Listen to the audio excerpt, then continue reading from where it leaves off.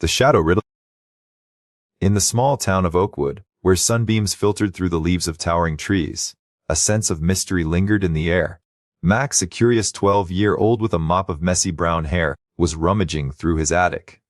Dusty trunks and forgotten heirlooms surrounded as he searched for anything exciting to do on a lazy summer afternoon. His fingers stumbled upon an old, mysterious-looking jewelry box hidden away in a corner. The box was adorned with strange symbols and markings that seemed to shimmer in the light. As soon as Max touched the box, he felt an odd energy emanating from it.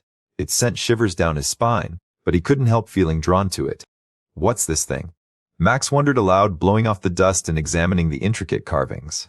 The symbols seemed to dance across the box's surface, as if beckoning him to open it.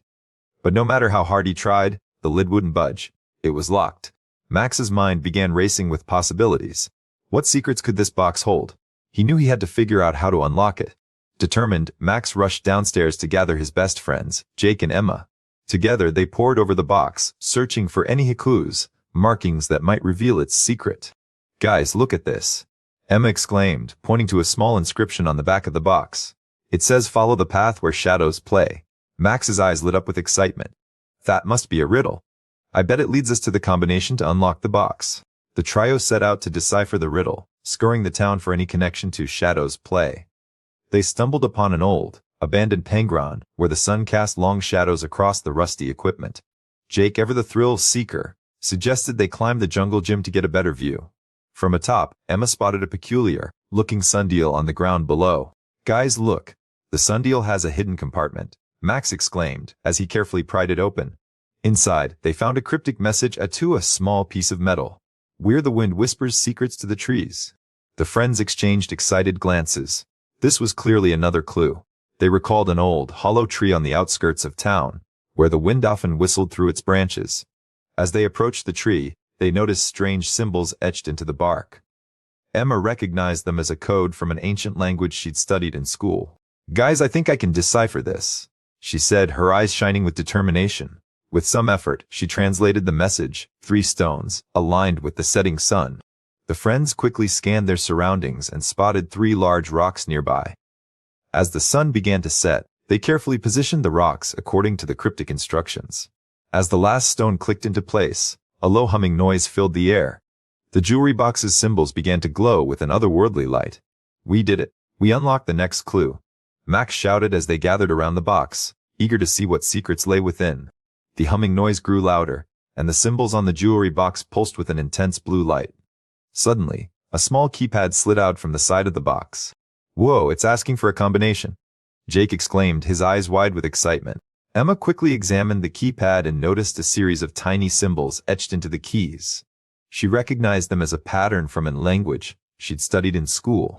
"Guys, I think I can figure out the combination," she said confidently.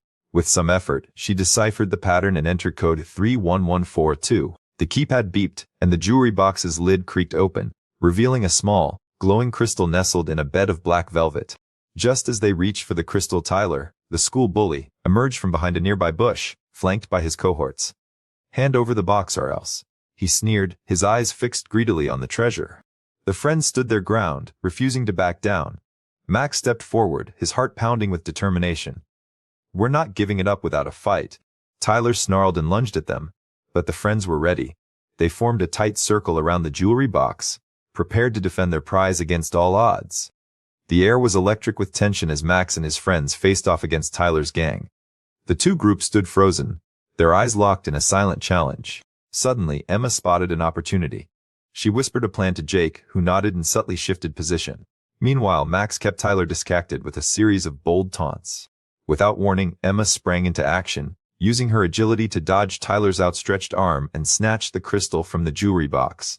Jake swiftly created a makeshift distraction, tossing a nearby rock at Tyler's gang and sending them scattering. The friends took advantage of the chaos to make their escape, dashing toward the safety of the nearby woods with Tyler's angry roars echoing behind them.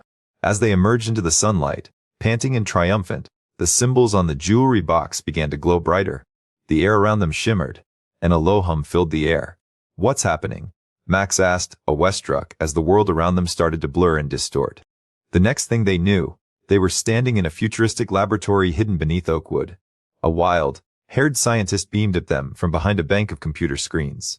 "Welcome, young adventurers," he exclaimed. "You've passed the test. As your reward, I present to you the latest innovations from our lab." The friends gazed in wonder as the scientist revealed an array of fantastical gadgets, hoverboards, gravitational boots, and energy blasters. "These are just a few of the amazing tools we've developed," the scientist explained. "We'll be sending you on more missions soon. The world needs heroes like you." As they explored their new gear, Max grinned at his friends.